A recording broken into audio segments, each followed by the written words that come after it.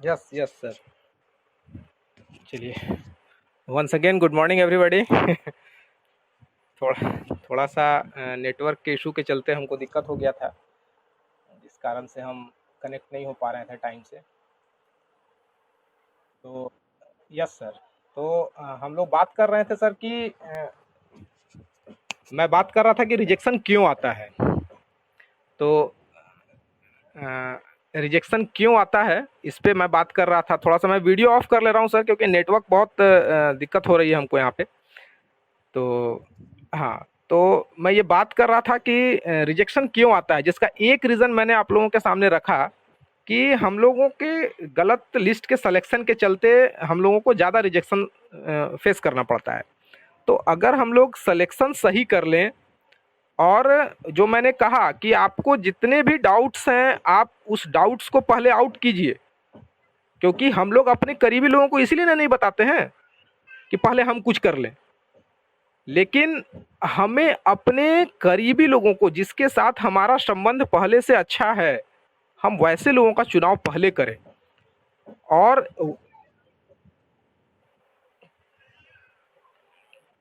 आवाज, बाकी लोगों का आवाज।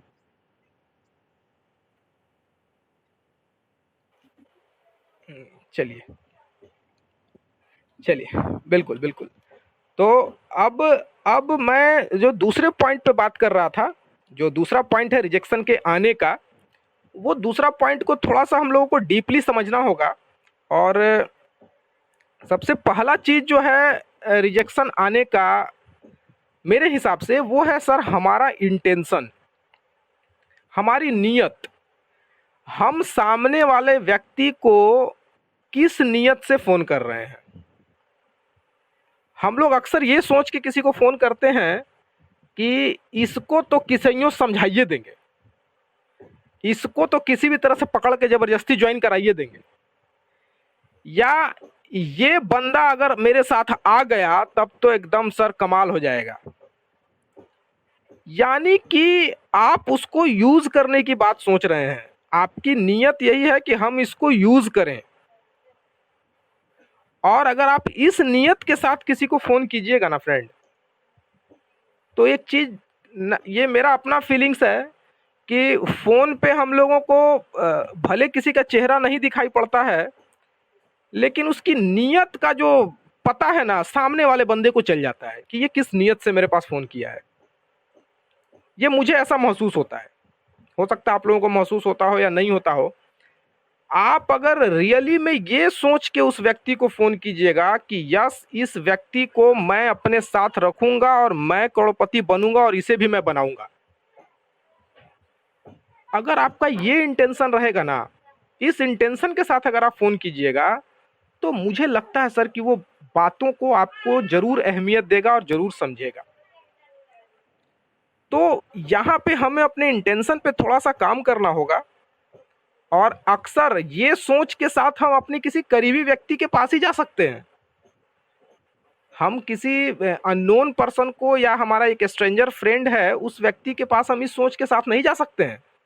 तो अगर हम अपने इंटेंशन को सही करेंगे तो हमें कम रिजेक्शन मिलेगा। तो मैंने दो चीज़ों पे बात की कि हमें अपने लिस्ट के सिलेक्शन पे ध्यान देना चाहिए रिजेक्शन को रिड्यूस करने के लिए, और अपने इंटेंशन पे ध्यान देना चाहिए कि हम किस किस इंटेंशन के साथ किसी व्यक्ति से बात कर रहे हैं। किसी भी तरह से इसको समझा के बुझा के ले आएंगे, इस इंटेंशन से कर रहे हैं, या इस इंटेंशन से कर रहे हैं कि हम बस ये ज्वाइन कर लेगा उसके बाद तो मेरा बल्ले बल्ले हो जाएगा, फिर हम टांग पसार के आराम करेंगे और ये बंदा काम करेगा। हम लोग अक्सर यही सोचते हैं कि अरे सर ये दूगो आ गया ना, एगो लेफ्ट में एगो राइट में, फिर तो सर सोचिए मत एकदम। इसका मतलब है कि वो यही सोच रहा कि एगो लेफ्ट में ए और लेफ्ट में बी आ गया, वो सुत जाएगा और ए और बी काम करेगा। लेकिन ऐसा नहीं होता है फ्रेंड। वो आपके इंटेंशन को समझ रहा है। आप उसको ये हौसला दे सकते हैं यार कि हम दोनों मिल के अच्छा करेंगे। तो ये था, ये दूसरा पार्ट था जो मैं आप लोगों के बीच रख रहा था। आज की पूरे सेशन को मैं 3 पार्ट में आप लोगों के बीच रखने वाला हूँ। जिसमें पहला पार्ट मैंने आप लोगों से डिस्कस किया कि हमें रिजेक्शन को एक्सेप्ट करना पड़ेगा, ये मानना पड़ेगा कि रिजेक्शन मिलेगा, और दूसरी भी दुनिया के किसी भी फील्ड में रिजेक्शन मिलता है और इस फील्ड में भी मिलेगा। दूसरा जो पॉइंट मैंने आप लोगों के सामने रखा कि हम लोग अपने रिजेक्शन को कम कैसे कर सकते हैं, और तीसरा अब मैं आप लोगों के बीच इसके सॉल्यूशन पे बात करूंगा, क्योंकि रिजेक्शन क्यों आता है ये समझना बहुत जरूरी है, क्योंकि जब तक हम ये नहीं समझेंगे तब तक हम किसी चीज का सॉल्यूशन नहीं कर पाएंगे। समस्या को समझना समस्या के समाधान की तरफ पहला कदम है। तो ये समस्या को समझना जरूरी था कि समस्या आती क्यों है, क्योंकि हम लोग अक्सर जहाँ हम पढ़ते थे 10th क्लास में, हमारे एक बहुत अच्छे शिक्षक थे जिनसे मैं मैथ्स पढ़ता था, तो वो हमेशा इस चीज़ को बोलते थे कि भानु, मैथ्स के किसी पर्टिकुलर प्रॉब्लम को ना 2 बार 3 बार 4 बार 5 बार पढ़ो, क्योंकि अगर तुम प्रॉब्लम को समझ गए तो सॉल्यूशन का रास्ता मिल जाएगा, और अगर प्रॉब्लम को ही नहीं समझोगे तो कभी सॉल्यूशन का रास्ता नहीं मिलेगा। तो हम लोगों ने इस प्रॉब्लम को समझा कि ये है, सब जगह पे है, और अब समझा क्यों है। अब हम लोग आगे बढ़ते हैं कि इसका समाधान क्या है। देखिए, एक सिंपल सी चीज है, अगर क्यों है वाले सेगमेंट पे आप लोग सही से अगर काम कर ले तो समस्या के समाधान पे आपको बहुत ज़्यादा दिमाग लगाने की जरूरत ही नहीं आएगी। लेकिन समस्या का समाधान क्या होगा, इसके लिए मैं एक छोटा सा आपको एक बहुत अच्छा प्रैक्टिकल सॉल्यूशन दूंगा। और जैसे एक छोटा सा एग्जांपल मैं आप एक दो लोगों से पूछना चाहूँगा कि बेसिकली रिजेक्शन जो आता है वो क्या आता है। मैं 2-3 लोगों से चाहूँगा जो हमारे नए साथी हैं जिन्होंने रिजेक्शन को झेला है, मैं उनसे पूछना चाहूँगा क्या आता है, सवाल क्या आता है, या क्या रिजेक्शन आता है लोगों की तरफ से। प्लीज़ थोड़ा सा बताइएगा, जो हमारे साथी हैं जो फील्ड में काम कर रहे हैं जिनके पास रिजेक्शन आ रहा है, थोड़ा सा बताइएगा प्लीज़, 2-4 सवाल। 1-2 लोग, उत्तम जी आप बता सकते हैं, अनीता मैडम बता सकती हैं, या और भी जो लोग हैं सत्यम जी बता सकते हैं, या कोई भी जो भी लोग फील्ड में काम कर रहे हैं, प्लीज़ क्या आता है रिजेक्शन में।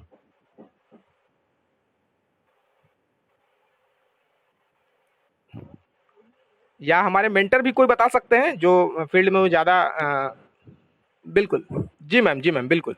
क्या आपके पास क्या रिजेक्शन आता है कम शब्दों में? कम शब्दों में, हाँ।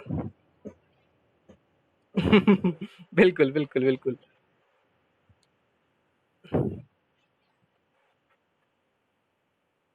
बिल्कुल,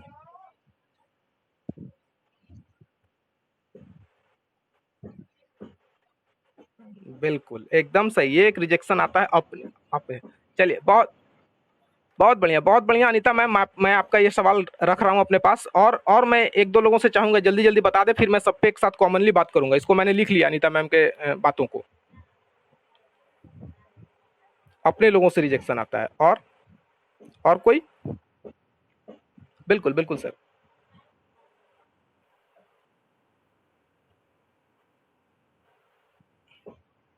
बिल्कुल, बिल्कुल, एकदम सही, वेरी गुड। इसको भी मैंने लिख लिया, और कोई बताएंगे?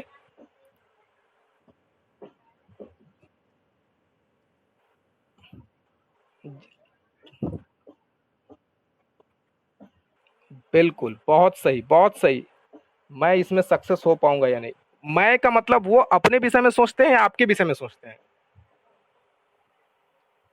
सत्यम जी? हाँ, वो अपने, बिल्कुल, बिल्कुल, बिल्कुल, बिल्कुल सर, एकदम बहुत बढ़िया। मैं इन्हीं 3 सवालों को लेके आगे बढ़ता हूँ, और कोई कुछ बोलना चाह रहे थे? एक व्यक्ति जो बोलना चाह रहे थे, प्लीज बोल देंगे? जी,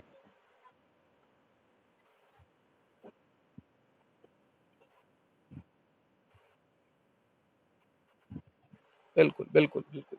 चलिए, बहुत बढ़िया, ये सब चीज़ फ्री में मिल रहा है, बहुत बढ़िया। चलिए, इन चारों सवालों पे मैं बात कर रहा हूँ। ये जो 4 रिजेक्शन आया मुख्य रूप से, इन 4 रिजेक्शन पे मैं बात करूँगा। तो यहाँ पे सर देखिए, इसमें जो सोचने वाली चीज़ है, इसमें अनीता मैडम का जो सवाल है ना, वो वाक़ई में सोचने वाला है।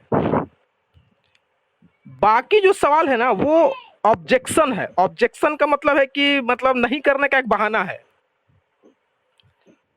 और जो अनीता मैडम की बातें हैं, क्योंकि देखिए जब कोई एक अननोन आदमी अगर आपको बोलता है कि ये सब चीज खराब है, ये है वो है, या जो आपसे बहुत करीबी नहीं है वो बोलता है, तो आप उनकी बातों को बहुत सीरियसली लेते भी नहीं है।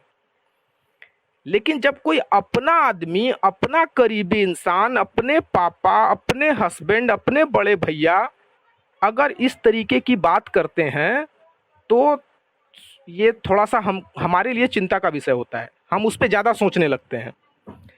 बस एक ही चीज़ मैं यहाँ पे इस सवाल को मैं पहले डील कर रहा हूँ, उसके बाद मैं आगे के सवालों पे जाऊँगा। अगर हमारा कोई अपना आदमी है जो बोल रहा है कि ये सब अच्छा नहीं है, गलत है, ये है वो है, तो उसका इंटेंशन हमें समझना होगा। वो भी यही चाहता है कि आप जिंदगी में आगे बढ़े। ऐसा नहीं है कि वो आपका टांग खींच रहा है। अगर वो टांग खींच रहा है, इसको भी आपको समझना होगा कि वो टांग खींच रहे हैं या जेन्युइनली इस चीज को आपके प्रति वो चिंतित हैं। अगर वो टांग खींच रहे हैं तब तो इसको भी हम इग्नोर कर सकते हैं, अरे यार ये सब तो ऐसे ही बोलते रहता है। लेकिन अगर वो जेन्युइनली आपके फ्यूचर के प्रति चिंतित हैं और आपके फ्यूचर को बेहतर बनाने में वो आपको हेल्प कर रहे हैं किसी भी तरीके से, तो फिर उनकी बातों को हमें सीरियसली लेना चाहिए। तो फिर हमें ये समझना चाहिए, ये समझना होगा कि वो ऐसा क्यों बोल रहे हैं। और ज़्यादातर लोग ऐसा इसलिए बोलते हैं कि वो जो बाहर की दुनिया में देख रहे हैं, बाहर की दुनिया में वो जो देख रहे हैं, उसमें उनको दिखता है कि इस इंडस्ट्री के सक्सेसफुल लोग बहुत कम हैं, या उनके नज़र में तो है ही नहीं। क्योंकि वो कोई पर्टिकुलर दूसरा बिजनेस कर रहे होंगे, किसी का कोई शिक्षक होंगे, कोई किराना का दुकान चला रहे होंगे, आपके फादर या आपके हस्बैंड, या जो भी आपके शुभचिंतक हैं, जो वाकई में आपके शुभचिंतक हैं, मैं उनकी बात कर रहा हूँ। जो शुभचिंतक होने का नाटक करते हैं, मैं उनकी बात नहीं कर रहा हूँ। जो वाकई में शुभचिंतक है, मैं उनकी बात कर रहा हूँ कि उनको अपने प्रोफेशन के बारे में तो नॉलेज होता है, लेकिन उनको इस प्रोफेशन के बारे में कोई नॉलेज नहीं होता है। और वो आसपास में जो देखते हैं उसके हिसाब से वो आपको गाइड करते हैं। वो बोलते हैं कि अच्छी चीज नहीं है, क्योंकि उनको पता चलता है कि फलानवा ने भी किया था, चिलनवा ने भी किया था, ढकनवा ने भी किया था और वो फेल हो गए हैं। तो उनको ये लगता है कि आप भी फेल हो जाइएगा, इसीलिए वो आपकी चिंता कर रहे हैं। तो यहाँ पे मैं आप लोगों को एक ही सजेशन दूंगा कि आप उनसे एक जेन्युइन टाइम लीजिए।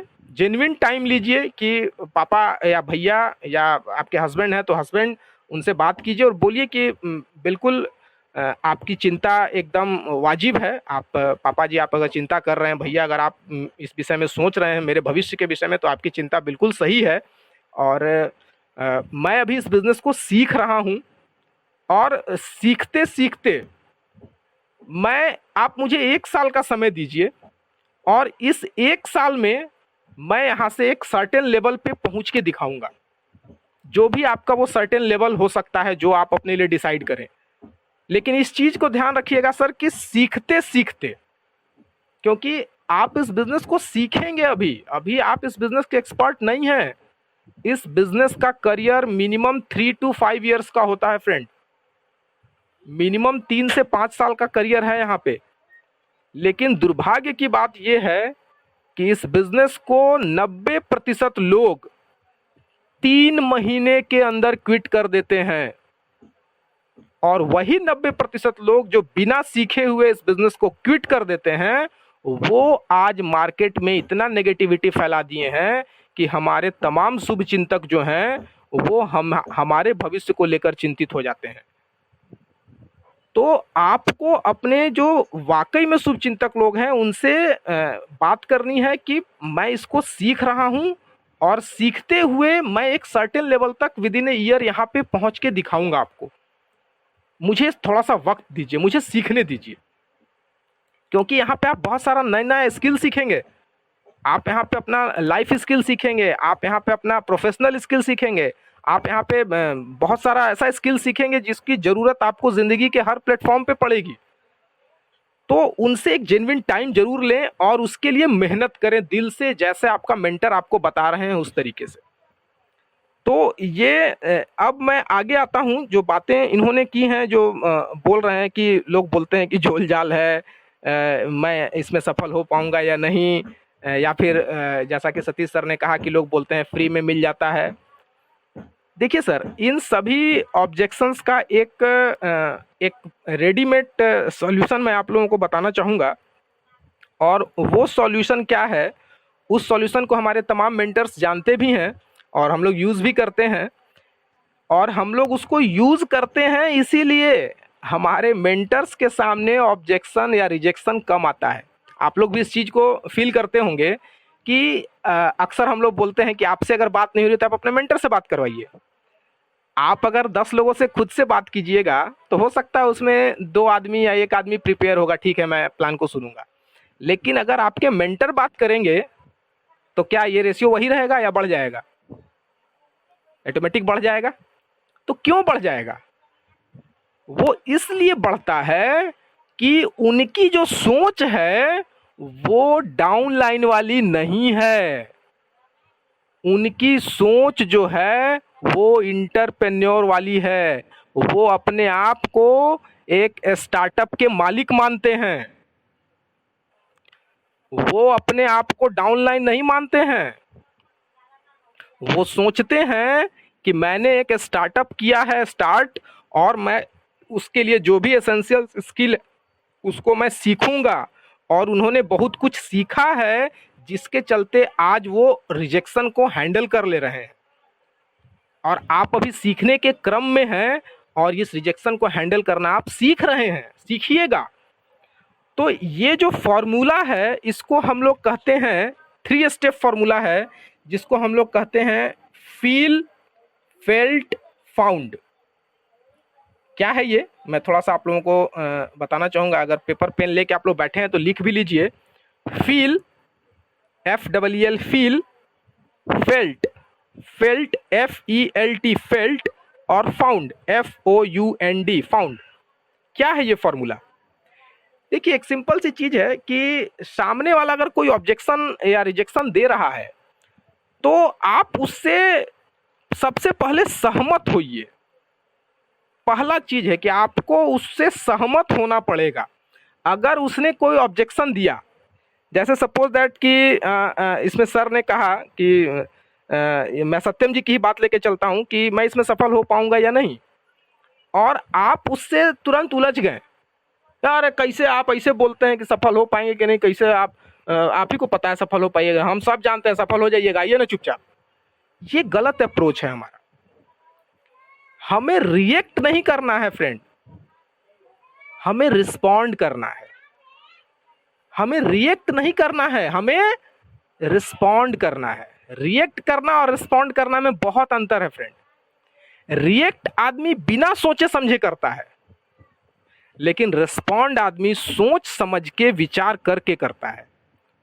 तो इस पॉइंट को जरूर नोट करें सभी लोग कि हमें रिएक्ट नहीं करना है, हमें रिस्पॉन्ड करना है। कैसे रिस्पॉन्ड करना है ये मैं अभी आप लोगों के सामने एक एग्जांपल के माध्यम से रखूंगा। कहीं से साउंड बहुत ज्यादा आ रहा है, प्लीज थोड़ा सा। हाँ बिल्कुल बिल्कुल सर, चलिए। तो हमें रिएक्ट नहीं करना, इस चीज को समझना है हम लोगों को, रिस्पॉन्ड करना है। कैसे करना है अभी जस्ट मैं बताता हूं। अगर कोई ये बोल रहा है कि अरे इसमें बहुत झोल झाल है, तो अब उलझ गए उससे हम लोग, क्या झोल झाल है, तुम ही जानते हो, ढेर तेज बन रहे हो। तो ये गलत अप्रोच है हमारा। यहाँ पे हमें क्या करना चाहिए, जैसे कोई बोलता है इसमें बहुत झोल झाल है, तो आप उनको बोलिए कि झोल झाल शब्द सर समझ में नहीं आया, थोड़ा सा झोल झाल को क्लियर करेंगे प्लीज। अब वो बोलेगा, उसको बुलवाइए ना सर, उसको बुलवाइए। उसके बाद जैसा कि सत्यम सर ने कहा कि मैं इसमें सफल हो पाऊंगा या नहीं, उनके मन में ये बात रहती है। तो यहाँ पे आप उनकी बातों को एक्सेप्ट कीजिए, पहले एक्सेप्ट कीजिए कि